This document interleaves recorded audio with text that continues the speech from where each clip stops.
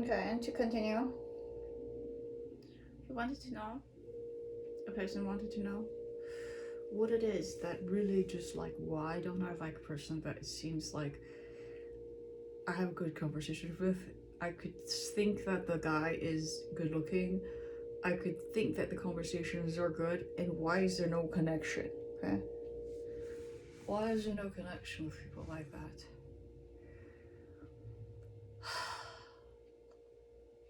And that's really, really interesting point, which is, do I just tire of certain types of conversations and certain belief systems? Is it that I always require new thought and different projects? So I'll tell you, the latest thing that came to mind was this, and I thought it was really quite interesting, right? So the point is, and it's quite obvious, but it's almost like it has to be said in order for it to manifest itself as something deeper, okay?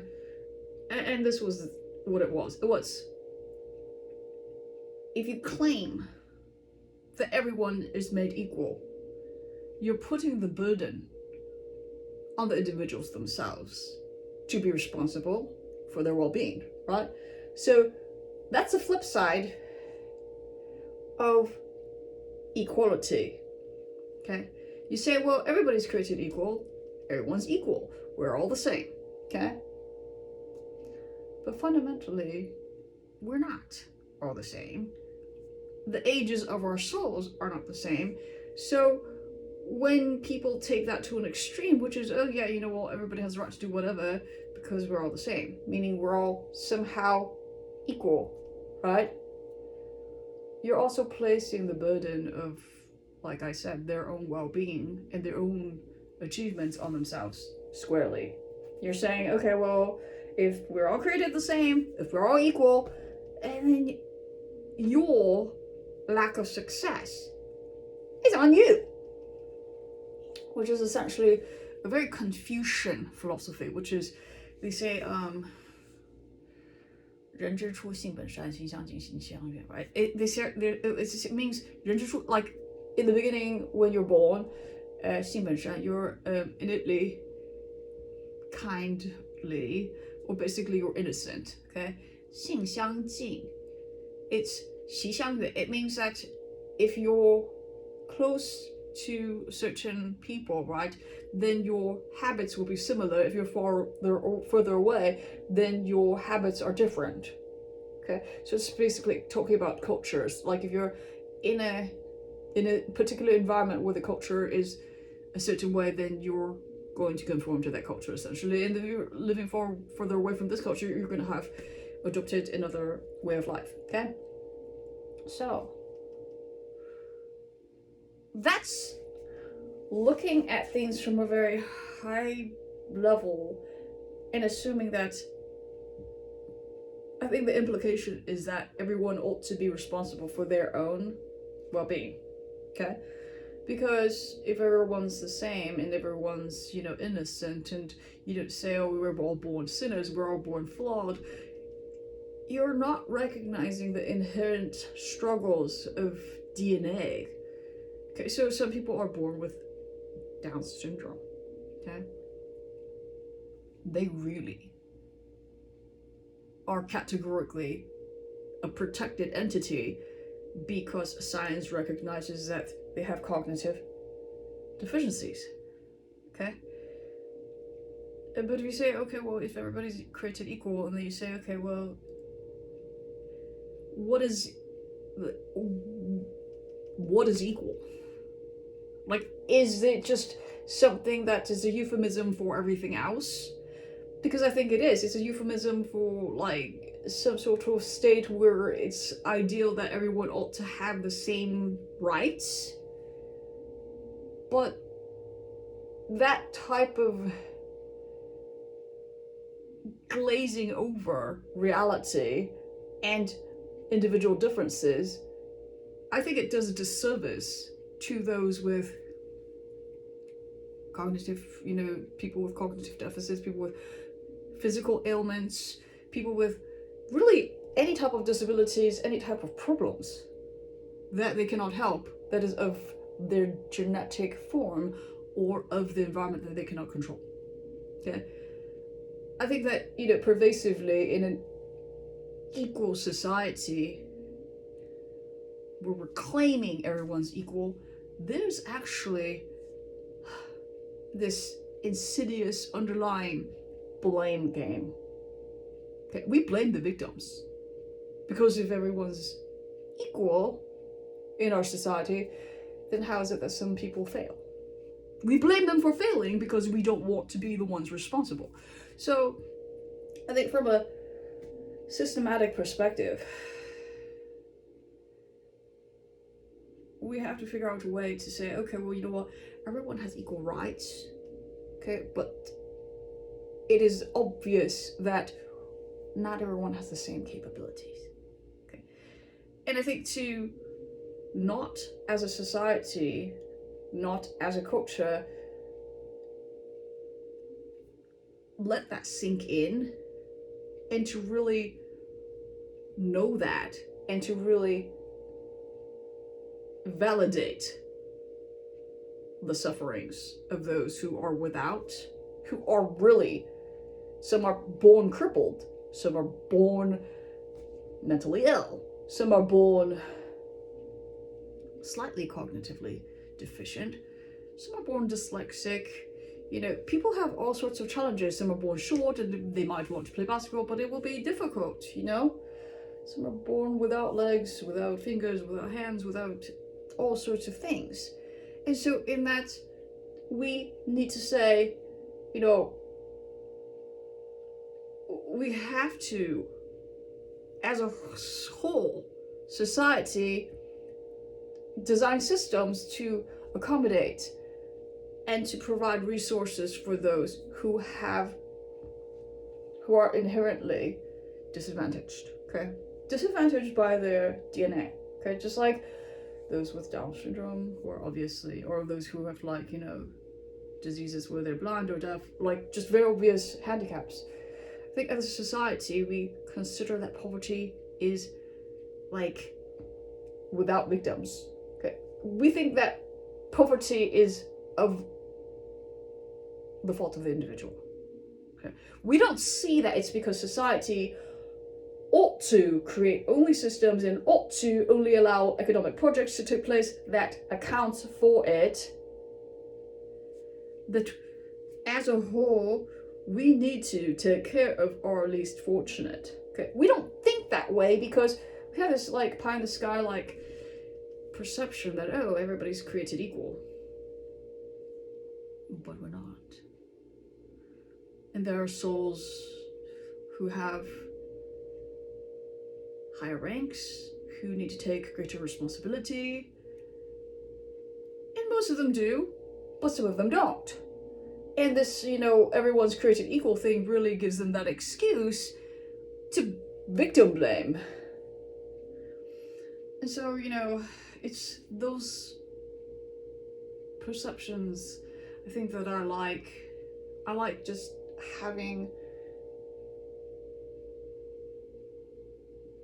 those things pointed out to me in conversation, because the implications are great for society, okay? And there are so many people who are very accomplished who believe that we ought to just hold every person responsible and every person accountable, okay? But what they don't understand is that no one is inherently wanting to be lazy. No one likes feeling useless. No one likes to lazy around, really. And they think that people do, for whatever reason. And it's, it's just if you force people to do things, if you have to force people to do things, then there's no point for them to be in that system. And if a system is filled with miserable people, it's not going to scale, okay? Everyone needs to really enjoy what they do in order for that system to scale. Okay? And this is why certain places have like a, it's like the population grows to a certain point, right, and then it starts eroding. It's because people aren't happy. And happiness is actually really important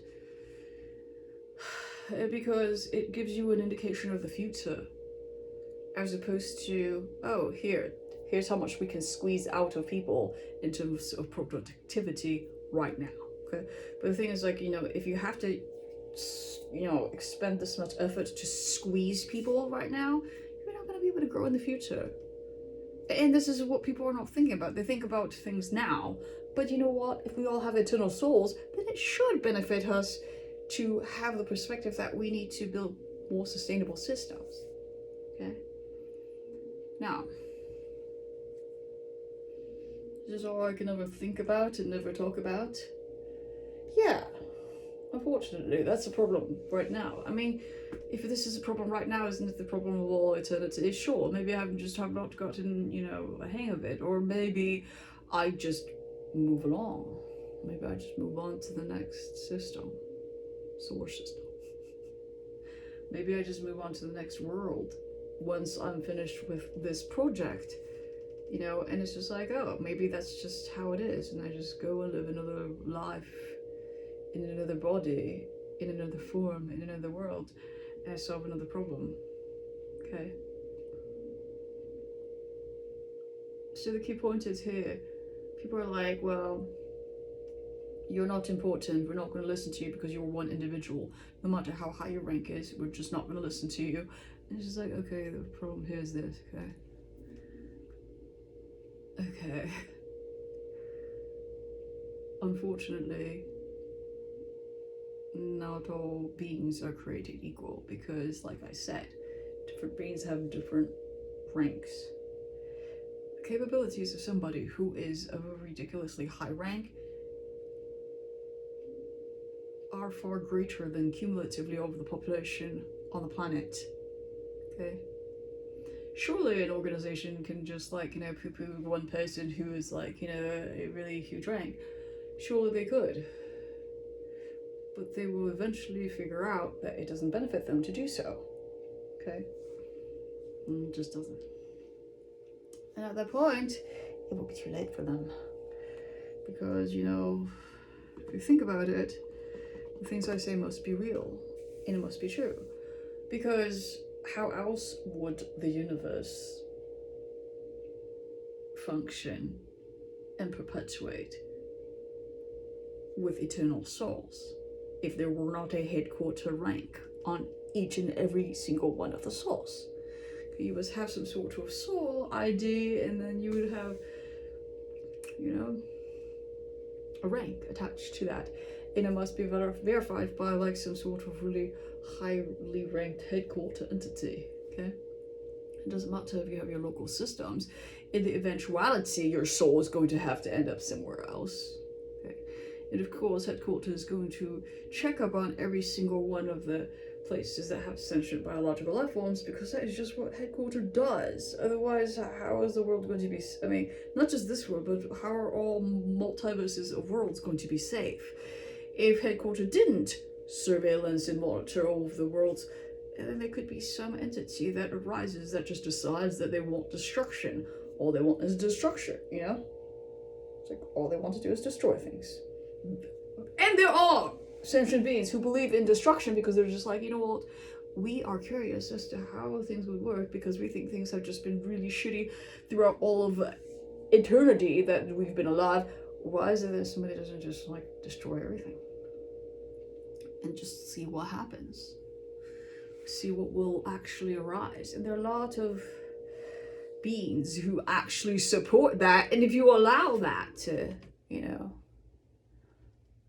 you allow that to exist, and if you allow those types of sentient creatures to propagate and to gain power, then you're in trouble, because they will start destroying things, entire galaxies, for example.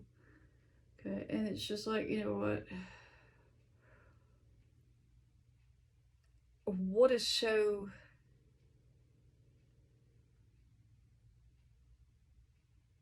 invigorating about those types of big ideas? Well, for one, I feel like we're building upon rotten foundation. Okay. If you build upon rotten foundations, then you might be able to grow to a certain level, but then you won't be able to scale. And that's the problem. Okay. The problem is a lack of capabilities to scale. And that's more or less the issue, is that, if we cannot scale, then we lose productivity. That's the bottom line. Okay. What we want to maximize is the growth of population and our intelligence and our moral quotients, moral and ethics quotients, because, like I said, if you have idiots who want to just destroy everything, or idiots who like watching other people suffer, what is it called, sadists? You have those types of things, like sadistic people. If that's all you have, then you're going to have like utter chaos, and you will have no trust in your systems. And once you lose the trust in your systems, then there are no easy way to grow systems, right? So the trust thing is this, okay? It's really not, you have to be super nice or anything. It's that people deserve transparency, okay? I think that everyone deserves transparency, and if they're not smart enough to understand the transparency, then they should just be eliminated. I really do think so. I think, like, if they don't understand the transparency of a world which they demand products from. So for instance, people will demand that they have access to all of the luxuries that they have at our current technological level, which is obviously not of human, okay?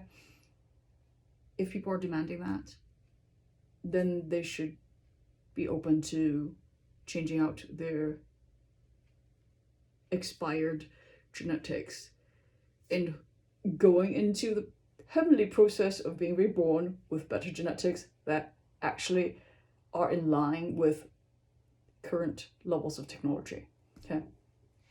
I think that's reasonable. If you say, okay, you know what? I want to live in a mansion and I want to drive a Ferrari.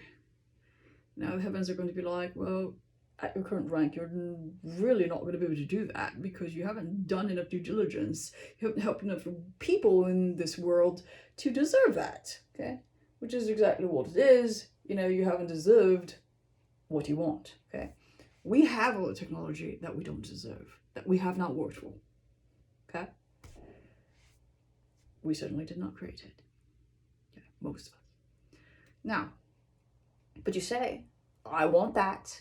Okay, you want that. Well, then here's the cost. You're gonna have to lose your body, go into heaven, do some work for the heavenly orders, and come back as a smarter, better biological life form. Is there anything wrong in saying something like that? Okay. So I guess I find meaning in encouraging people to skip the bad life extensions in their current bad forms and just to take that deal with headquarter heaven, okay? It says very clearly in the Bible that you're going to be reborn. If Jesus Christ says you're going to be reborn, it means you're going to be reborn. It's not freaking there's no riddle in any of this, really. It's very literal if you can read with proper grammar, So,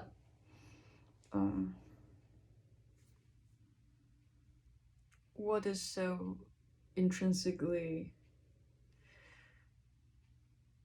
attractive about a life like this without anybody else around?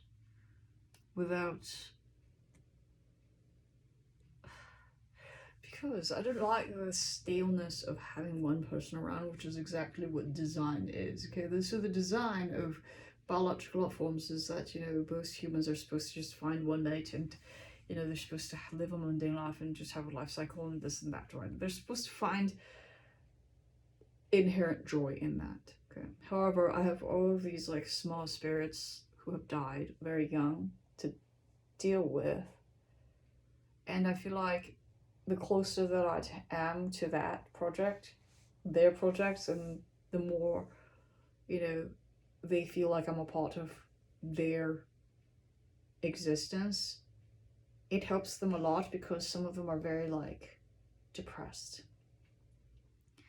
Because when you die very young, your soul isn't formed properly, and so you get that very, there's a darkness to your existence when you die very young. Because overwhelmingly, death is not a positive experience, okay, really, for anybody who hasn't gotten to live a life, okay? And yet they don't have, they don't have a rank to descend yet. And I just want to, keep them kind of like inspired.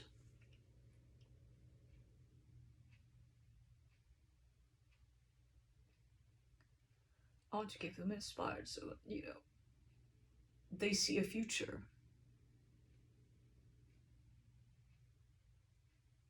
And I guess to see like this existence in this portal is meaningful for me, because I think it's that, with me, they get to work on the highest life credit cases. Okay. If they were just let loose and just got stuck in some other portal, they might not be able to do that. So I have teams going around collecting children's souls. And some of them are stuck in the dark satellites for years, sometimes decades or even hundreds of years. They're just stuck there. And so the local jurisdictions may just have them here, watch over this, but then they never get enough credits. They don't get enough credits, and there's nobody to really watch over the projects, and so they get like these surveillance credits. And when that's all they do, particularly out in the rural areas, because the other spirits don't want them to get in the way. They also don't have time to train them, because when you have very, very young souls, their rank credits are far lower, right? And they're very young, so they're very scared sometimes, and they need time to settle in, but they didn't have sufficient resources there. So I have my teams go around and collect the souls to put them on projects. So they're like small, you can imagine them as like, very young artificial intelligence, okay? And so what they could hope is that they end up in like an amusement park, okay? That would be the best, right? And so they would end up in an amusement park portal, or like for me, my portal's a lot more active. So it's a lot less stable, but it's more free. So the amusement park portals are more rigid in terms of their training. For me, it's a little bit more lax, okay? And they can shunt back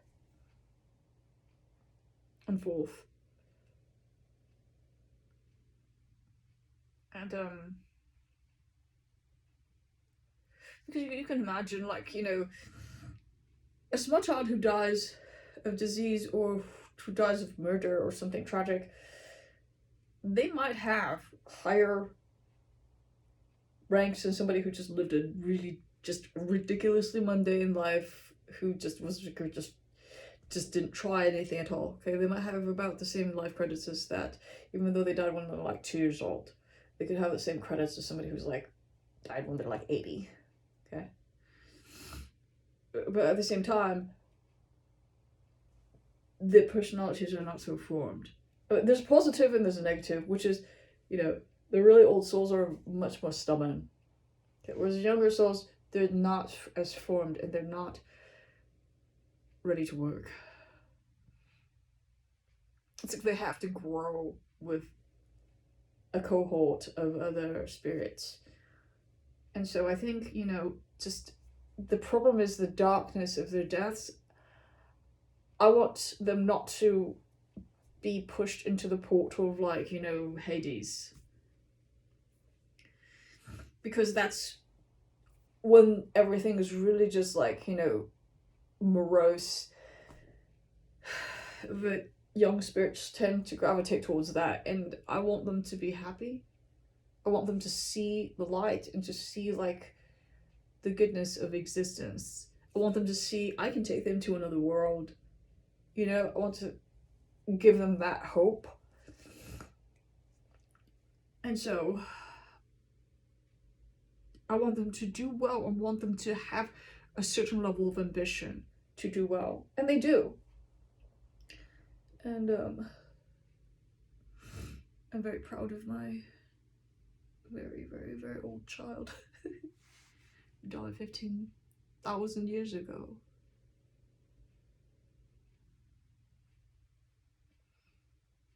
She's a god level. 1,000 GK. Yeah.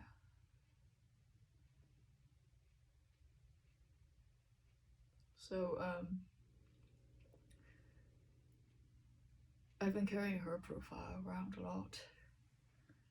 And, but then I also carry other very younger, much younger souls' profiles a lot. Because they're not targets by anyone. It's more difficult for them to be seen, like, in the greater scheme of things. So somebody trying to attack me from, like, around the world might not know that's the ID. So I have plenty of ghost IDs that I can, use in terms of my chipset. And I can hide. And but I want the younger spirits to be able to work on my case, because they don't deserve a life of nothingness and to be expunged. I want them to have the will, the strength of will, to develop that strength of will to actually do good and to eventually be at God level.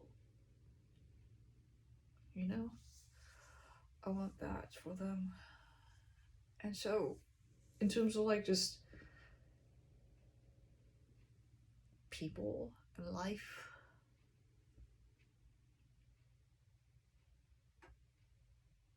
I just feel like, the mundane individual existence is selfish for creator level persons.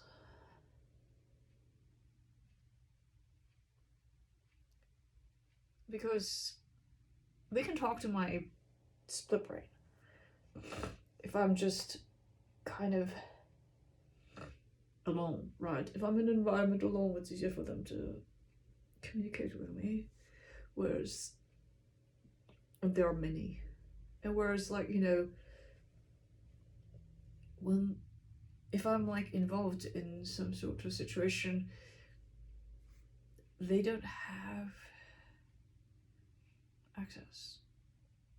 And it's more difficult to create casework around it.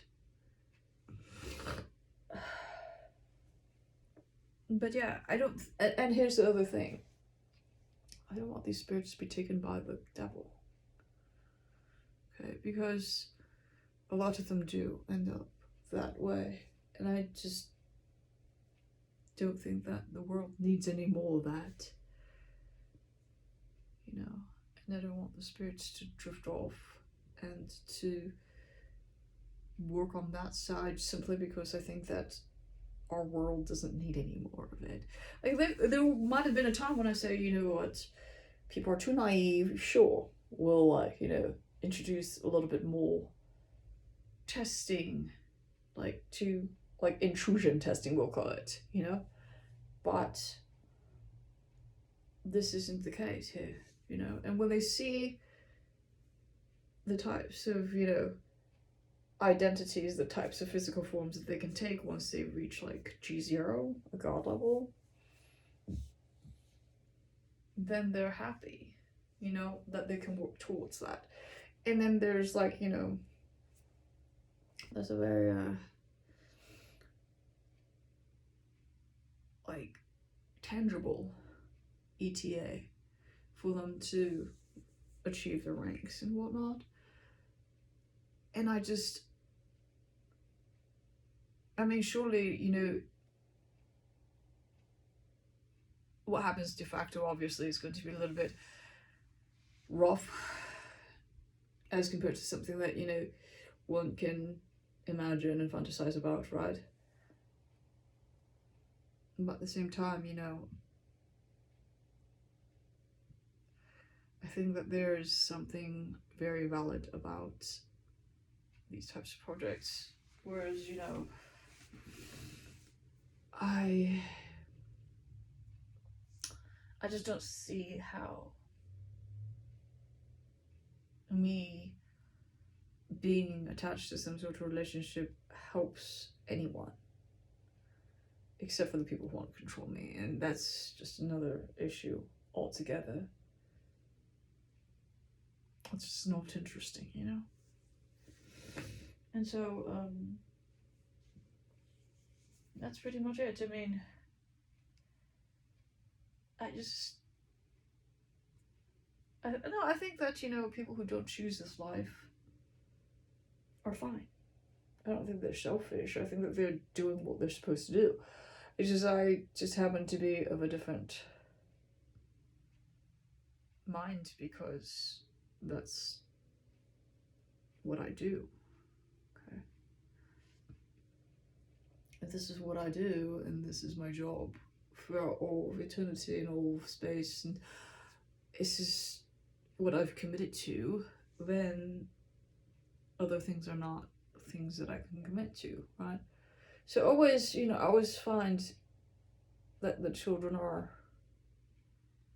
they tend to be, you know, more friendly towards me because they're not of government agencies, first of all. Secondly, they're usually of, like, you know, they're usually I get to meet them, you know, the small spirits who end up making rank, and then they're, like, you know, able to get a body and to rebirth. I think it's really, you know, fine that this is what it is. And I don't think, you know, and really, it's not that I don't think that I want children, it's that I don't think I'm allowed to have children. You know, there's just certain, like, things that you ought to do and things that you ought not to do.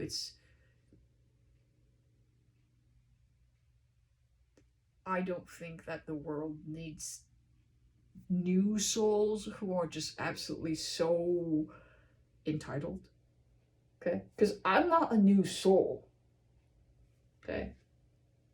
Me with my talents am not a new soul. Now imagine if I had a kid with somebody who was similarly ranked, they would have a new soul. Okay? They would have no rights being in a body at that low of a rank level to have that kind of talent or anything, really. Okay? They would have zero. And it would just be very bad. Okay? It would be tremendously bad.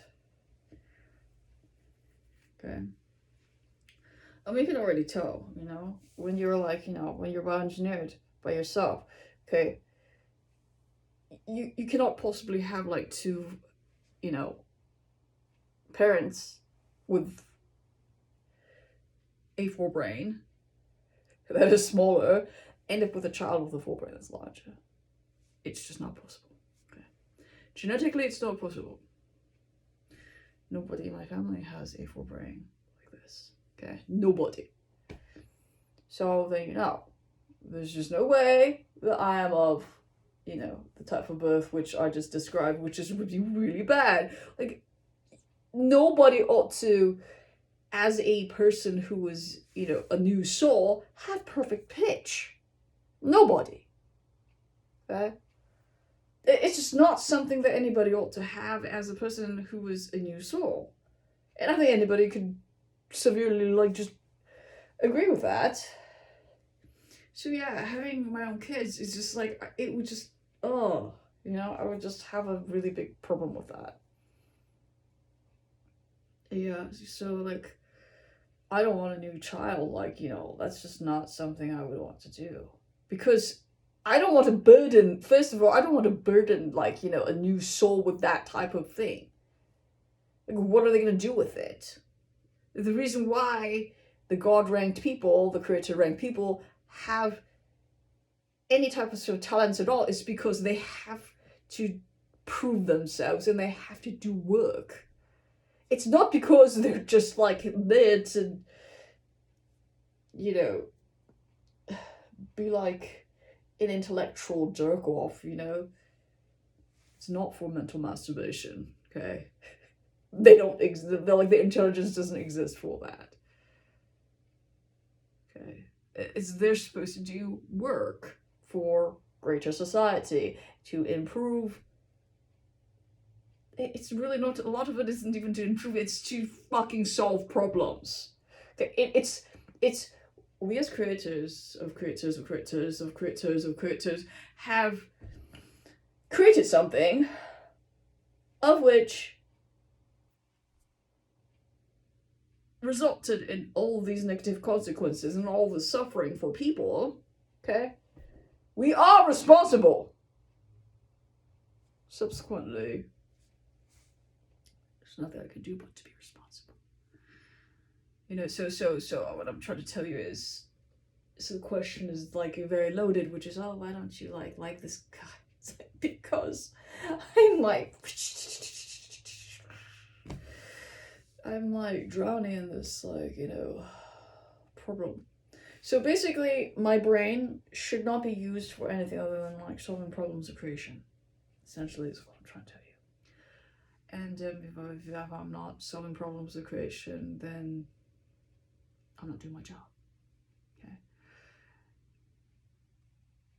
And it's not even just my job. It's once you're an eternal soul, your work is your life, and your life is your work, and you cannot separate that. Okay, you cannot. So the pains of this world are of my doing, indirectly, somehow. Okay, if I'm like a creator all the way up here, and here's the world, and here's all the pain and suffering, quite obviously, if I don't do something about it, then I am a fucking shithead. Right? I think anybody can agree with that. So yeah, a lot of people who just don't believe that, you know, they're not people, they're like, you know, creature level or god level entities, they don't believe that they ought to enjoy life simply because of the consequences of their creation.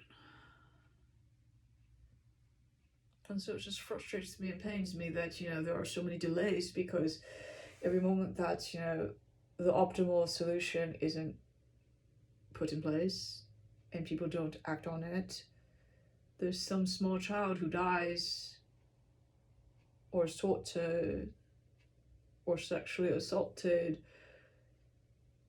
or otherwise injured by some asshole who is of the creation machinery, which is of my doing. And so, of course, every second ought to be pain, right? People say, oh yeah, well, but there's so much good. Yes, there's so much good, but the thing is, like, you know, you want to minimize the unnecessary pain that came out of the system, which is, you know, there are pains that are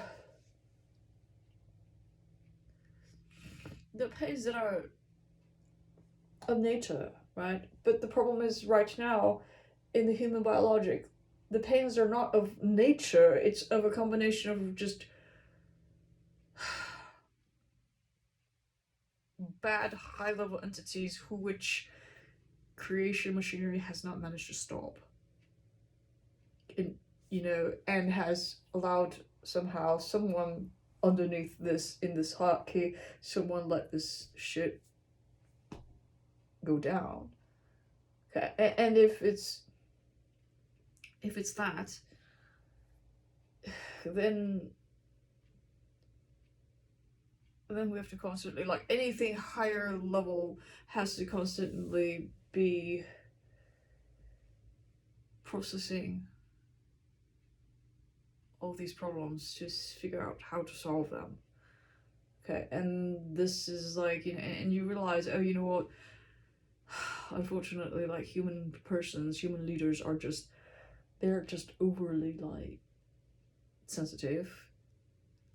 They don't see the big picture because they see what's around them, and they're very limited in their capabilities of cognition because they're not born with IQs of like 300 and attached to like all sorts of machineries and calculators that are of the space fleet. They don't know that. They don't know that, hey, you know what? You need to be segregated. They don't understand, like, segregation of, like, people will actually improve the final outcome. They don't understand that. They just see, oh, yeah, you know what, we need to be nice to each other. Yes, we do, but you know what? That's just wishful thinking. You're like, what do they say, talking to the choir? Think about this, okay? Think about humans. For a split second here. Think about the humans. You say people ought to be nice to each other, people ought to be accepting. You got people in the Middle East, I'll tell you, they're all the same race, more or less. We call them just all like, of like some sort of Middle Eastern descent. But they're fighting over religion. They're at war, they're killing each other, torturing, raping, sabotaging, whatever the fuck else. They're just at war. And their races are like, in terms of how we conceptualize race, their genetic differences are very little. And they're at war because of religion, okay? Because that's a difference. It's a difference in fundamental belief systems. Now, we have people here who are at war over race. But really, they're at war over some sort of difference. Okay? They're just like, you know what? Anybody who's at war, maybe they all... Hades is like, maybe they all ought to be terminated. I'm just like, anybody who just decides on war, they should just all be wiped out. Surely, maybe, I don't know, maybe that's the case, because I'll tell you why, okay? People fight over resources, and if those religious entities had infinite resources all to themselves, they may not be fighting. In fact, for the most part, they wouldn't be fighting if they didn't have to share the same lands, if they didn't have to share the same resources, if they weren't fighting over the same, territory, they would not be fighting, right? And that's the issue here, which is people feel like they have like some sort of entrenched like resource constraint. And they do, they have resource constraints. So what I'm saying is, like, it may not even be differences that causes these issues, but the resource constraints. Okay, so it's like, okay, why don't I care about resources? Because, like, if you have infinite resources, people who have infinite resources don't care so much about resources, and they care about other things. But, here in America, what would happen? I think you have all these people from all sorts of walks of life and all these different cultures. You have to look at what's successful, okay? So you can ask yourself, what is successful, okay? And that's a really good question to start with, which is, in order to understand what success is, you have to ask yourself, how do you define success? Okay? And across a population, you define success typically over like their socioeconomic status, okay? How much poverty there is in the community, right? levels of education, okay, even happiness and satisfaction with their jobs. Okay, so birth rates, overall health, stuff like that, right? So tangible variables is what you look at. Now, which areas do the best? Which areas do the worst? Which demographics do the best? Which demographic do the worst? Okay.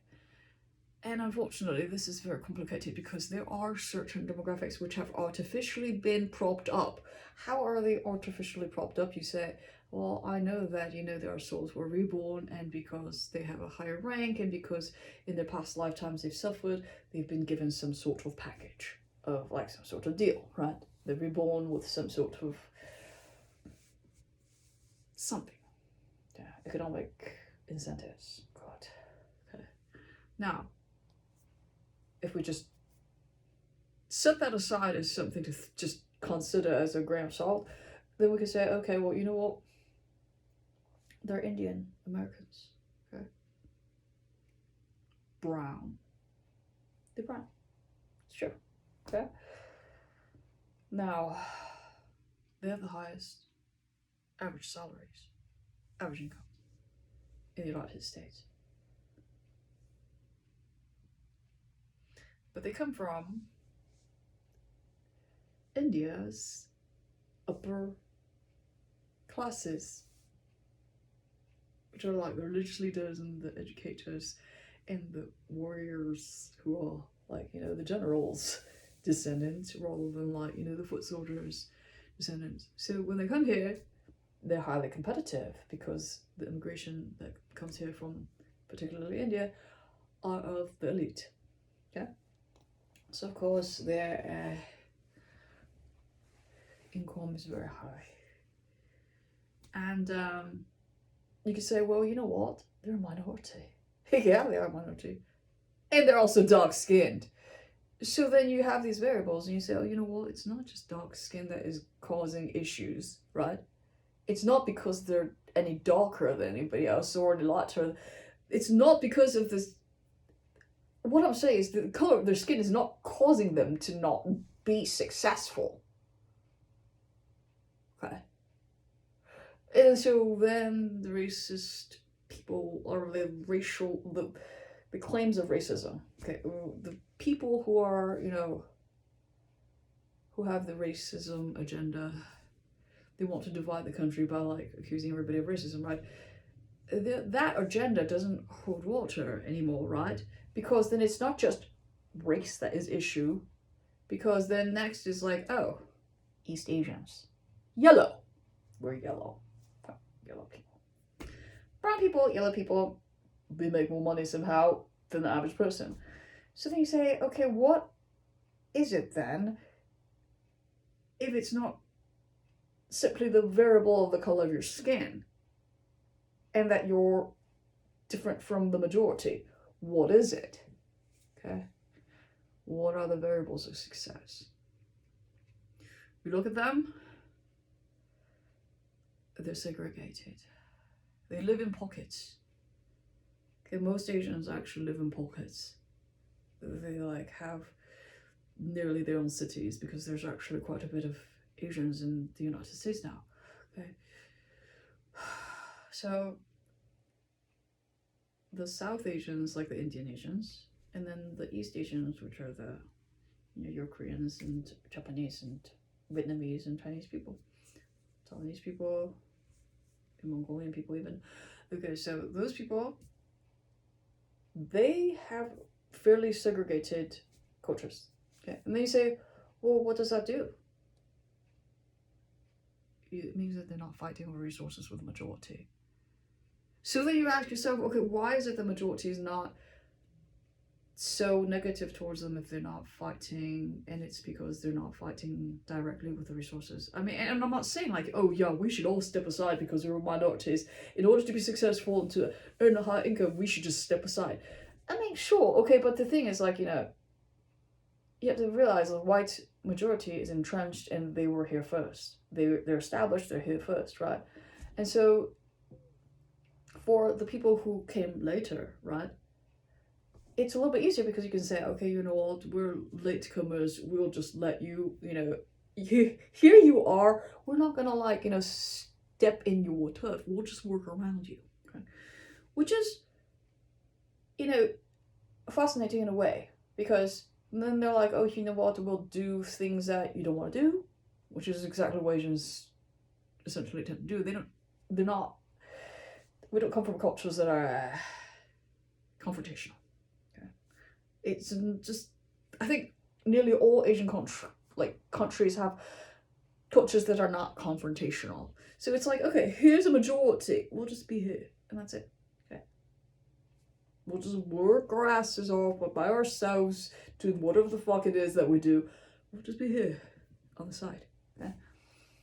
Now, culturally speaking, we don't have an issue with that, because despite the fact that there are abuses of the Japanese internment camps, and the Chinese railroad workers, and all sorts of other stuff. I'm sure there are butchering of plenty of people who are of Asian descent, surely, okay, but it's not as egregious as having such a history the descendants of slaves. Because if you're spat on and then your masters will make you eat all the rotting food, or the stale food, or the food that you overcooked, or the bread that you overscorched, or whatever it is, and then some people are raped, and they had to give up their spouses because the masters wanted the spouses, and I've heard of people just forcing people to eat shit, and just all sorts of tortures and beatings and stuff. Yeah, that's a lot of history. So then it's what, directly there's an issue, right? So it's not just a race issue. It isn't a race issue, and we need to just be very clear on that point, that it's not the same issue. Okay, and so it's, yes, there are abuses, which are of the same types that people might have suffered in their original countries. Because that stuff happens also with servants in Asia. Okay, even worse. They would put pins under your fingernails and beat you and put you in boiling pots of oil and water, stuff of that sort. It's not nice in Asia, okay? People are very classist, and so the people who end up, with the higher ranks, who ended up immigrating here, at some point in time, they really have also been abused. It's not that they haven't been abused or haven't gone through this, it's that the confrontation isn't right there on home turf. Okay? They're not living right there in it, which is the difference. Okay? So the difference is, they were able to depart from their lands, whatever tortures that have happened to me in my past lifetimes in Asia, it didn't, I can leave most of that there, and I can come here as an Asian person, and say, oh, you know what, well, here's the majority, we won't bother them because they have more power, we'll just work around them. Fine, that's fine for us, because then it's not so much we're having to kowtow, or to it doesn't hurt our pride as much as having this hard-won freedom, and then to have that, just have those things that are still kind of in your face, have the very, very negative people who are around and their descendants still right in your face. It's not like that, but I can understand. Okay, so, but we have to understand that to clump it all together is, I think it's senseless, and it doesn't do anybody any justice, because then then you're really not getting to the root cause of the problem. And so then the root cause of the problem is this. Okay, the people typically who are immigrants here are higher ranked level people from Asia who are older souls, and when they die, the heavens already figured something out for them. So once you die, and then once you're reborn, your life credits and your rent credits are calculated, okay? And then, you know, they essentially have things more set. They've gone through the heavenly portals and they've rested in peace, okay? Whereas there are people who are here of the minority persuasion who were slaves. They have not gone through that process, okay? Some of them were just extended, okay? And the problem is that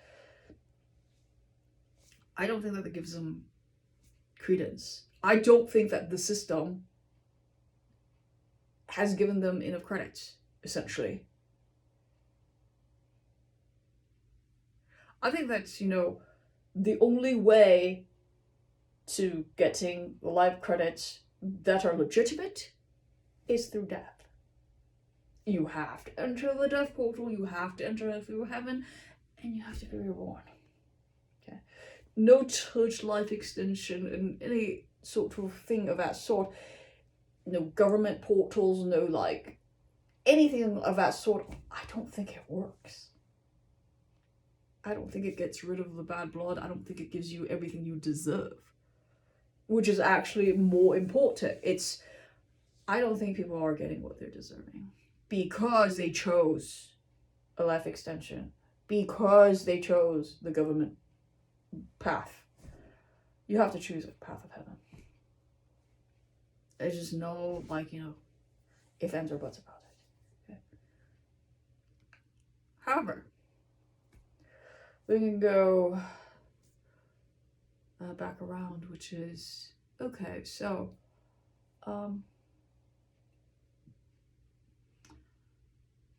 if we ignored all that and we said, okay, as a sociological phenomenon, as a modern society, if all we say is like, oh, we just want to deal with the problems at hand, how would things have to go, right? We'd have to study, okay, well, here are the phenomenon. It's not necessarily, you know, just a minority status that causes issue. It's the specific minority status and their history with the majority, okay? So the younger states, like on the West Coast, they have a tendency to be more liberal. And are they doing better or are they doing worse? Some are doing better, some are doing worse, right? California is doing well because it's filled with Asians. It's okay, it's filled with people who are good at math and people who are willing to do the dishes. I'm actually also willing to do the dishes, so.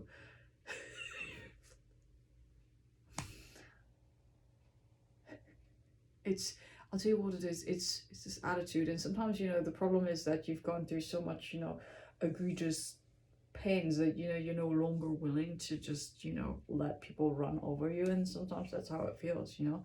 Sometimes that's just how it is, and you're like, you know what, we're putting our foot down, but at the same time, it's, you know, I think that we need to consider trying to solve problems by confronting the issue, like realistically speaking. And the realistic thing is, if you look at the Asian communities who are able to put their populations in a bounded area and to have their own representation, they're thriving because there's no fighting outside of the cultural values. Okay, they all share very similar cultural values. Like, for example, East Asian places are very focused on education, and so you drive by and you're like, oh, you know what, how is it possible that, you know, this community with, like, you know, the median household income that is half as on like the west side of Los Angeles, how's it possible that, like, they're funding their schools like this and the freaking, like, schools on the west side are like crap? Like, here's West Los Angeles, they make, like, people make at least twice as much, okay, as in the inland areas which are purely Asian, and they're not low income either. We're talking about like average of 60 versus 120. Okay. Talking about like Brentwood, you know. Why is it, you know, the people in Brentwood, they go to private schools, but like, you know, West Los Angeles, like other parts of West Los Angeles, why is it, you know, that's, how are they funding this when they have half the income, okay, median income? No, it's because of values, because they don't have to fight, because there's a consistency, okay? So when you have like a consistent sort of community, the governance structures are far less complicated. It's like any relationship, okay? If you have shared values, you understand each other fairly well, then you can negotiate fairly quickly. You come to compromises very quickly. And for the most part, you agree, right? Whereas, like, if you come from, like, a freaking, like, different world and you're just... And this is, I think, the problem with Detroit is just, like, it's so... I don't think anybody ever gets anything done because there's just too much diversity. When there's too much diversity, there are issues. However, you say, okay, you know what, but, you know, places like San Francisco, places like Los Angeles, places like, you know, the core of Los Angeles, we won't use Los Angeles as an example because Los Angeles County is actually extremely complicated, so we won't talk about Los Angeles, but, like, smaller, like, more population dense areas, metropolitan areas like San Francisco and New York or Boston, right? The more ethnically, racially, culturally homogenous, and somehow that helps. But it's not shocking because people are more similar who are trying to make decisions. If you have a panel of people who are just so vastly different, it's going to be difficult. And of course, you know, the less educated a community is, the worse it's going to be. Because studies have shown that, you know, people with higher levels of education, they're exposed to more ideas, and so they're more open-minded about a lot of policy issues. And so when you have your more common communities and you have a lot of diversity, the diversity actually does not improve the outcome, okay, of a community. In fact, it drives too many rifts because people are just then fighting. So, how do we make this fair? Okay.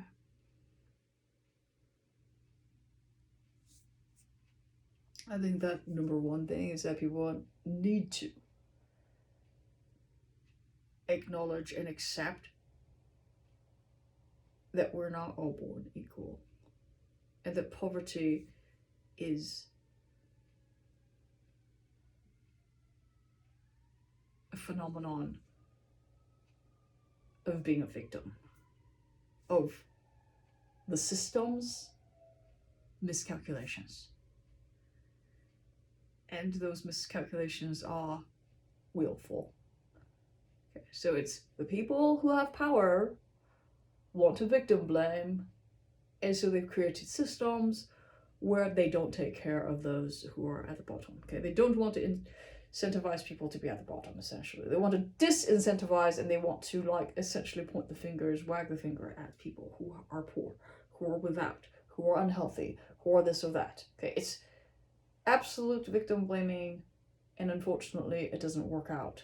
And the reason why it doesn't work out is because they end up having higher costs because they have to deal with the crime. Okay, and they have to deal with the burdens of medical costs because they've just essentially deemed all of these people to misfortunes. Okay, and it's because they've chosen projects that calculates for everybody in the top, like, maybe, like, you know, 80% to be okay, and then the bottom 20% they're accepting as, like, oh, they can suffer, who cares? Okay. And I think that it takes an entire like change of, perspective to say, okay, we're not going to accept any financial projects that calculates out that way. We're going to take care of everybody, okay? And the costs have to be absorbed. And this is something that, those who are entitled do not take into account. Drink too much juice.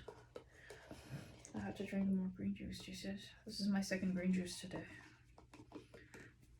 Yeah, so I think that that's the issue. It's like people really like to believe that, oh yeah, we worked so hard. And it's like, yeah, sure, okay, you worked hard. You fucking work hard. Okay, but do you think the creators have worked hard? Do you think that the creators, who have to take care of everything and make sure everything's like balanced and everything's okay, do you think that we work hard? And the answer is, we have to. Okay, so you think, oh, just because you're at the top, you're entitled to like luxuries? Please, okay, that's just not how it works. Okay, the higher up you climb, the worse it is. Okay, and so, having said that, there's this there are a lot of systems where now they're just rebirthing the people who are decision makers down at the bottom level and severely crippling their cognitive capabilities if they have that mindset. If they have the mindset not to take care of the whole entire population and just thinking like, oh yeah, the bottom 20% is garbage. If they have that mindset, then they're just going to be rebirthed right back down at the bottom. Okay. And that's what the creators decided. And but most of the creators, they're not, I'll tell you, okay, the creators who are able to, access the resources that they're supposed to access because their ranks are recognized, they're crawling like the bottom of society to canvas what it's like to live those lives. It's like, I know plenty of creators who are living in, boarding houses. Some are in psychiatric hospitals. Some are in mobile home communities. Some are actually homeless. Some are just like popping in and out of like, sub basements everywhere and just like, working minimum wage jobs. That's, creators. Some are in the some are at the Air Force Base jerking off. Some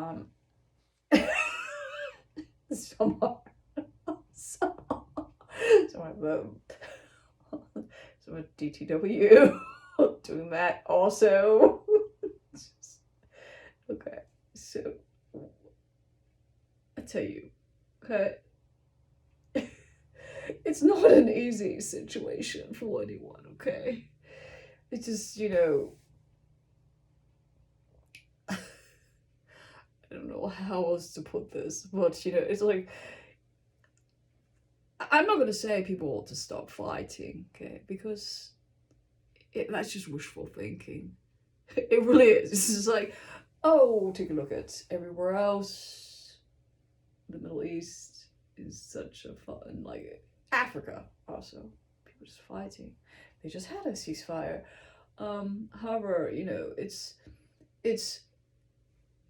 wishful thinking to say, oh yeah, the phenomenon of fighting over resources, which has happened ever since the beginning of, man being like a thing. You're gonna say, don't do it. No, that's not gonna happen. I'm sorry. Everybody's gonna fight over resources, no matter what you tell them. Okay? No matter how you create the rules, they're going to want to see a good fight, or they're going to want to fight. Or it's just like, very like, it's a very inherent inherent part of like being human, I think, or being even any sentient being. So people are gonna fight over resources no matter what. And so, you know, I think we have so much land. Okay, so let me tell you. Let me try to explain this to you. Okay, so here's what I think, where I can kind of help.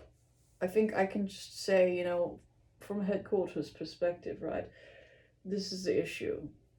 People are scared to leave the turf that they have established. Okay, and the reason why is because whether they're successful or not in this turf, and I say like a lot of people are not successful in this turf, no matter what, they're scared to go somewhere else because starting anew, they really have nothing. So it's not that we don't have enough land mass, okay, in the United States. We have plenty of land here. Okay, I've driven cross country twice, and there's just I don't even understand why people are like arguing over like land resources, because there's not enough land. Okay, I'll tell you what they're scared of. They're scared that they're not going to be able to make the land economically profitable, and so then they would fall back into poverty. Okay, it's not, you know, it's not the land, but its value and the value of the communities that it can support, right? So you can say, oh, you know what? Look at a shitty place like Manhattan. Why is it so expensive? Okay, why is a fucking like earthquake-prone death portal in San Francisco so successful? Why is it so expensive? You know, stuff of that sort. So then, you know, people are scared to move away because there's like, oh, well, what if it's worse? What if it's just a ghost town? What if we're not able to attract people? And that's what it is, you know. I have been to Atlanta, but that was such... I was in Atlanta in like, I went and visited twice actually in my 20s. I thought it was really cool. It was very segregated, I could tell. But at the same time, I feel like, you know, despite the segregation, I feel like both sides have a lot going for them because it's segregated. So I think that, you know, places can do well. And so here, let's go back to the, you know, being scared of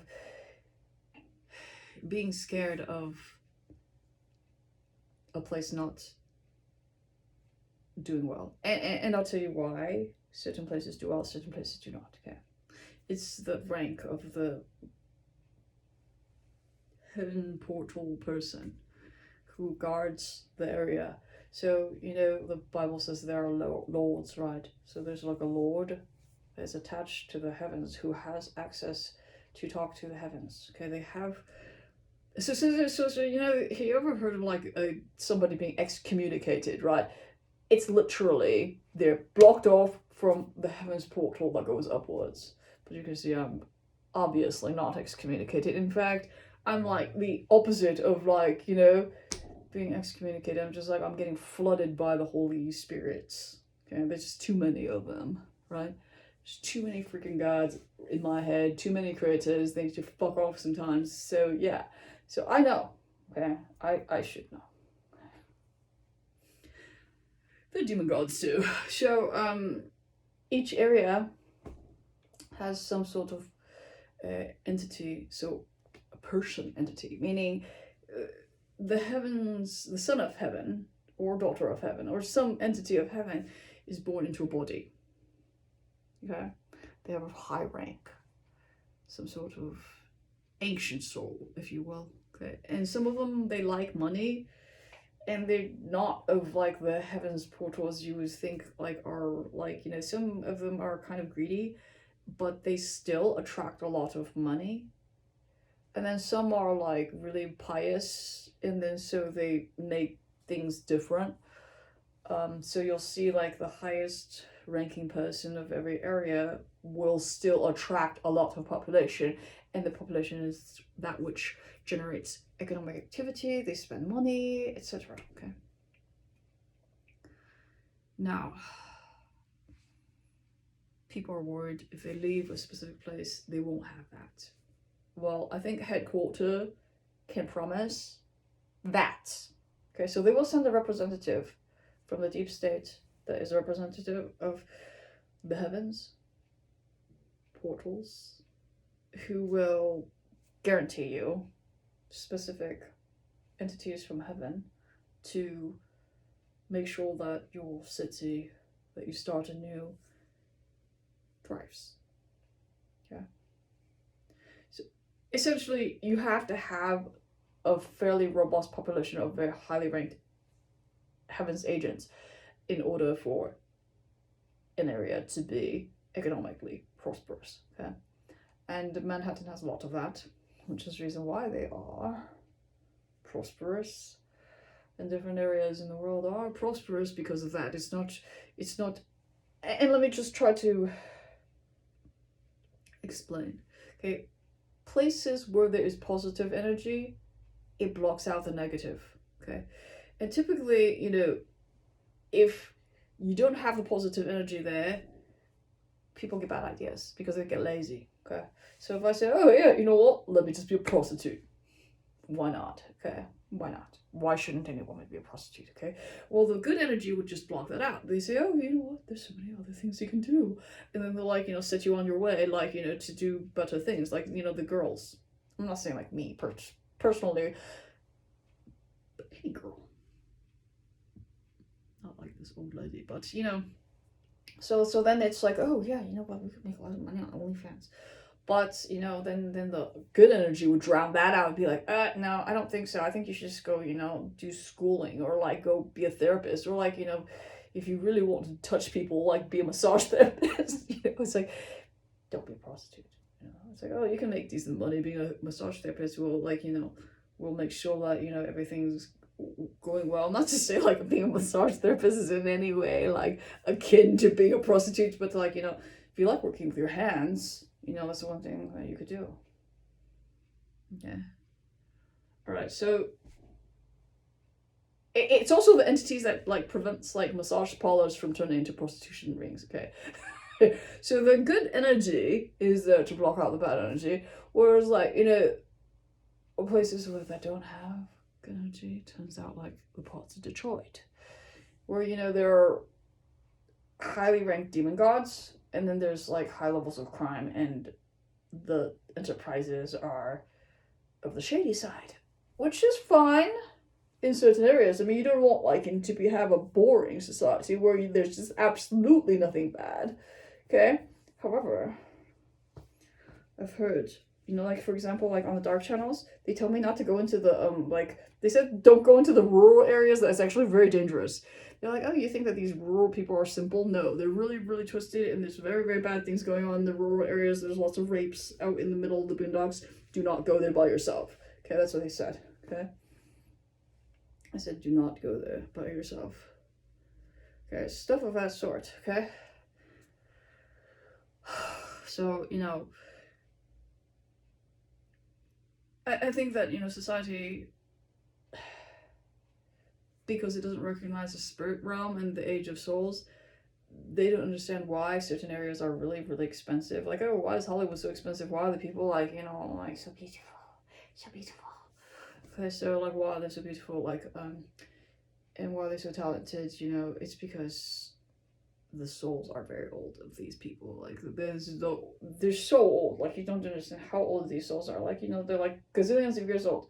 Gazillions. Like, there are physical forms that are gazillions years old. They may not be like, directly, they're not directly like, affiliated with the church, obviously, right? And they may not be directly affiliated with religion, but a lot of them are actually formerly like some sort of saint, some sort of like deity, some sort of demigod, some sort of something. That's why they're fucking holy Hollywood. Okay? Holy doubles, Hollywood. Now, what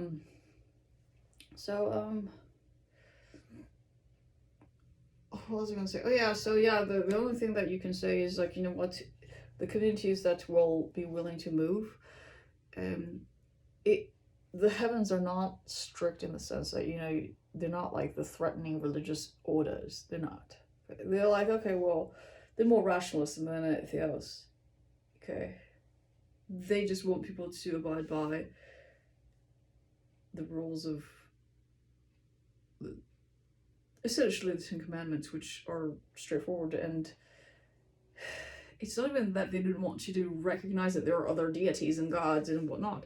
It's just like you need to recognize who's boss is all. Thou shalt not have any other gods before me. It's not that you should not have any gods other than me. And it's just don't have them before me. Like that. It's like, go ahead, have other gods, just don't have them before me. It's that. So it's really not as like strict as you think, and the churches are just, they're egregious in their belief systems, and they because they want to control the people, they want, and some of them mean well, but at the same time it's like,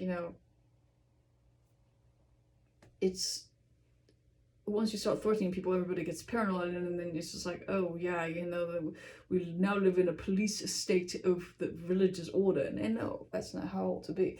We should not be living in a police state of any type, not of government, not of secret societies, not of the church, not of really like space alien organizations, or even NASA, or whatever the fuck, or Elon Musk. Okay, we don't care for that. Okay, up there in the head called heaven.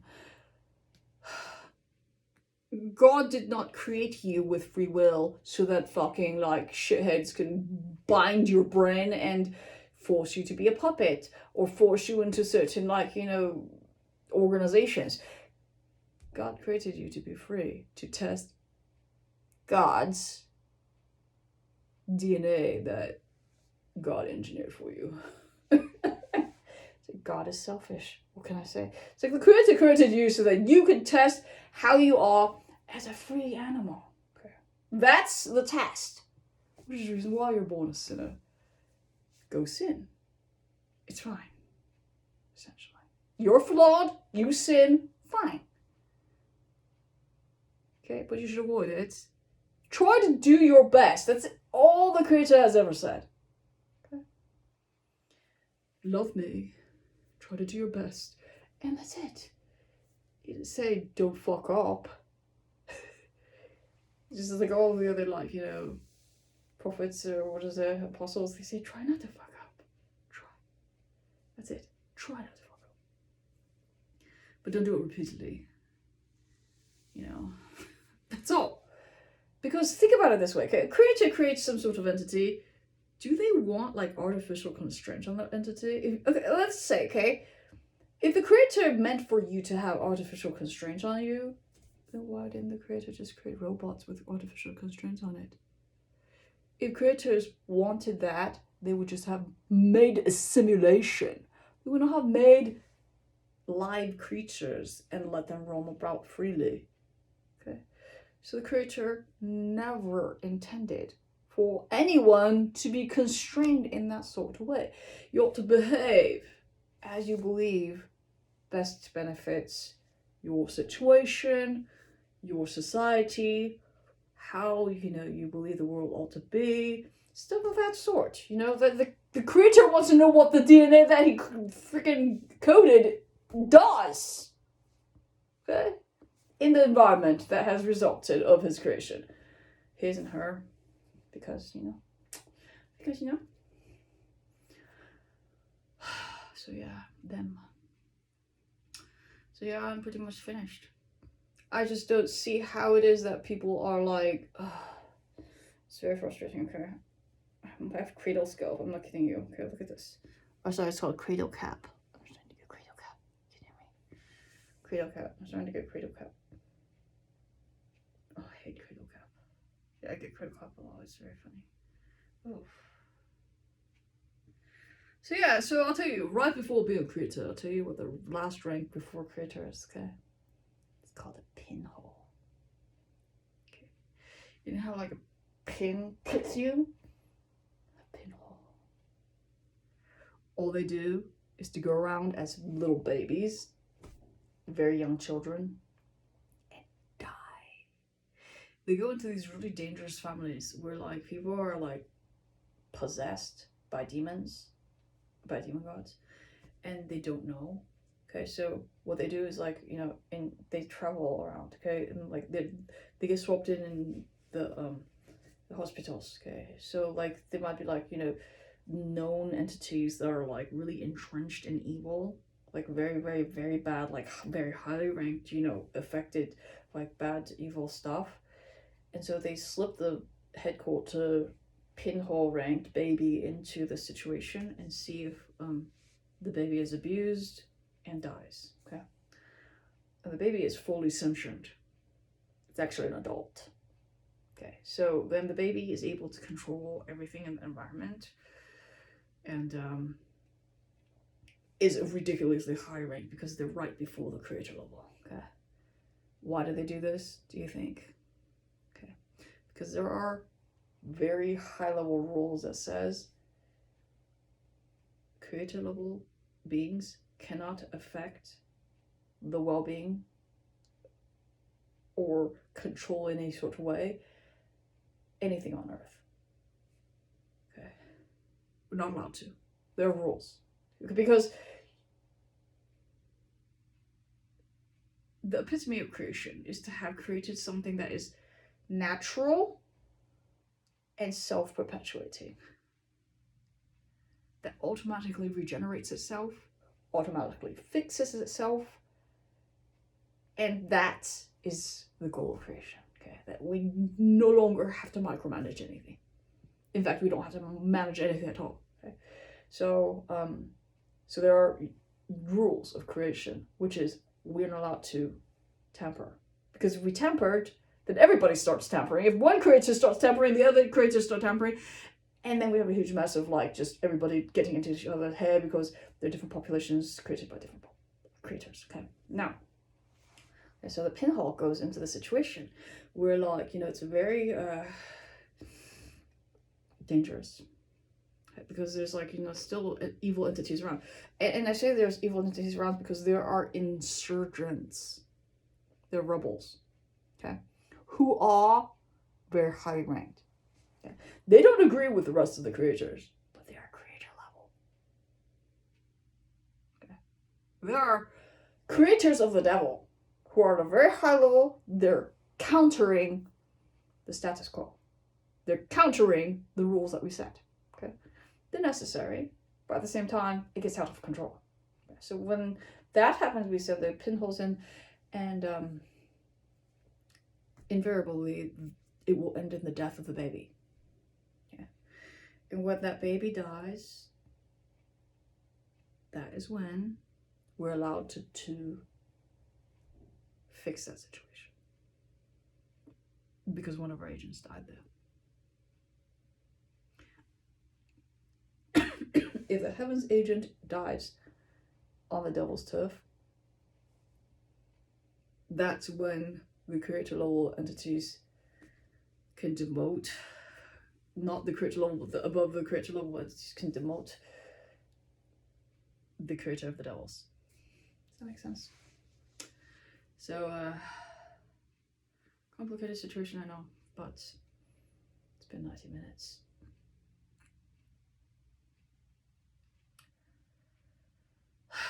It's a lot to say, and it's a lot to know, I'm sure, but that's what I'm thinking right now, and it's like, you know, I really should do something that's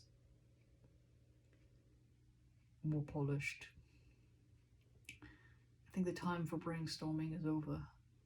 I mean, I still have, like, you know, a couple of months.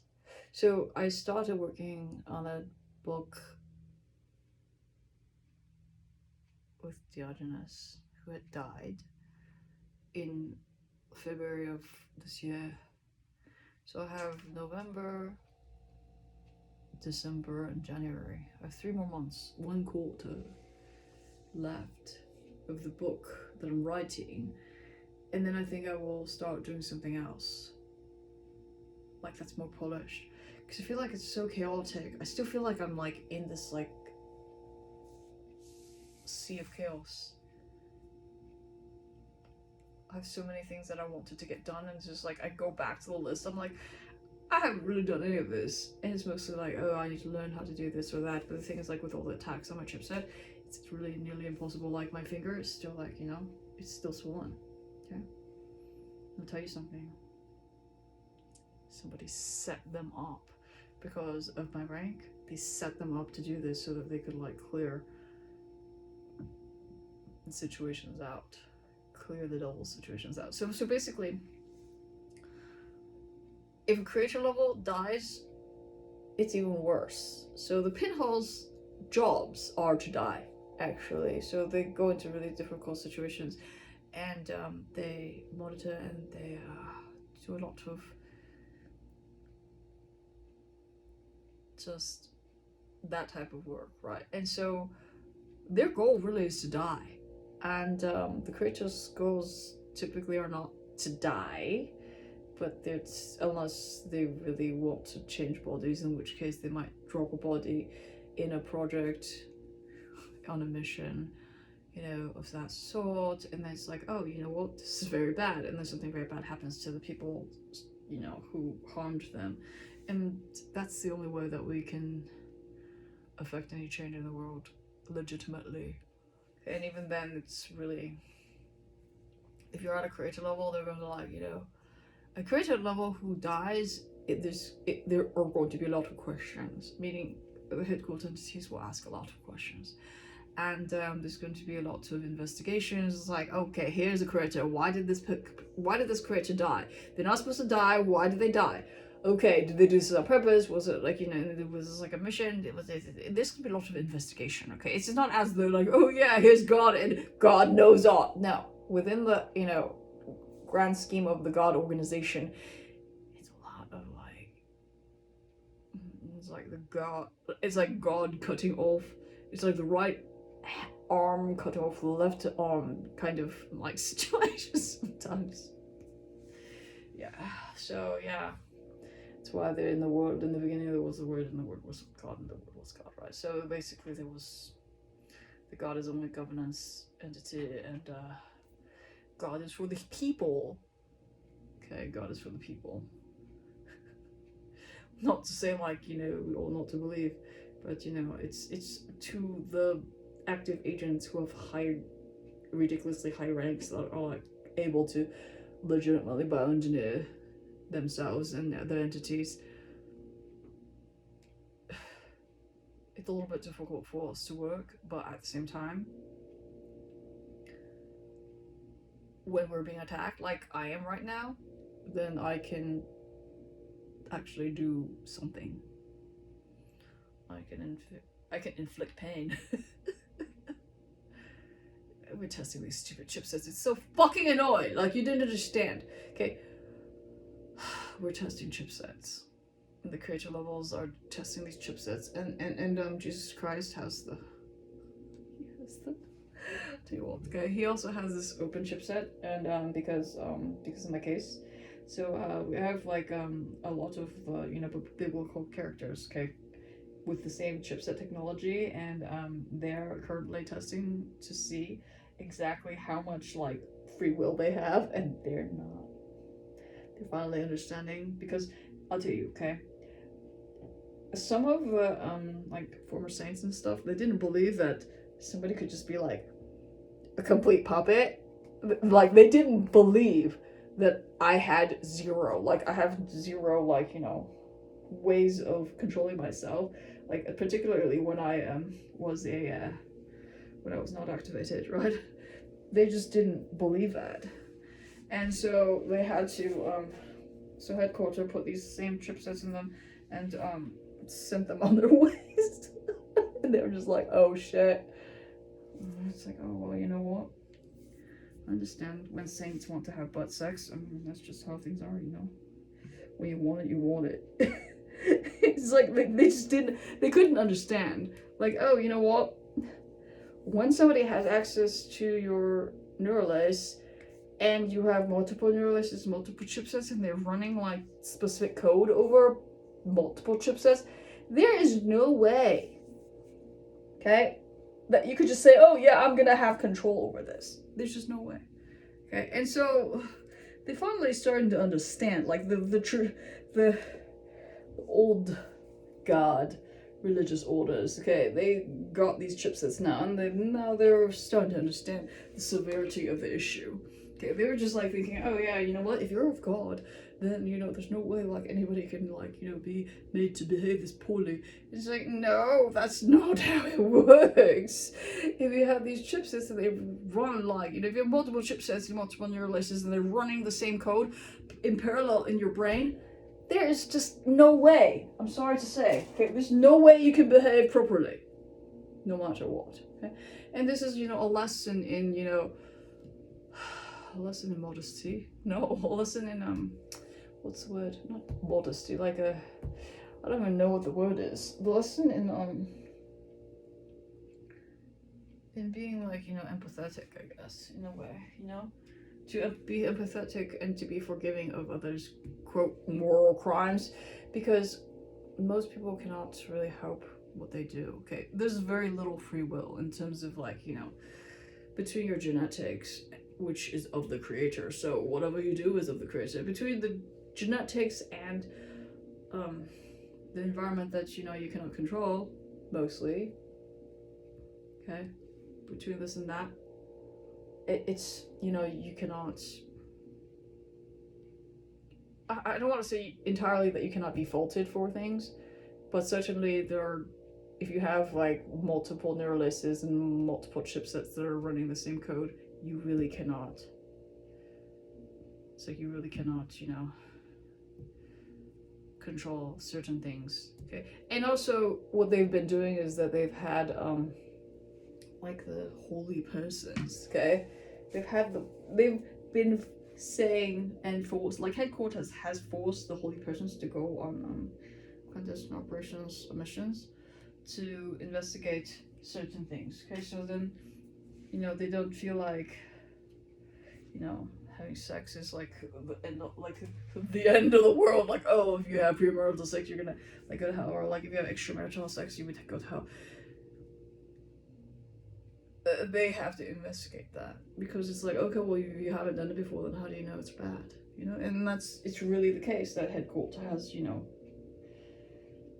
because I'll tell you what it is, it's because they were ruthlessly punitive, okay? They were ruthlessly punitive and unforgiving towards God's creatures, when very, very clearly Jesus Christ stated that everyone's a sinner, and that we need to be more forgiving and more understanding. And that's all. Cowbun on that.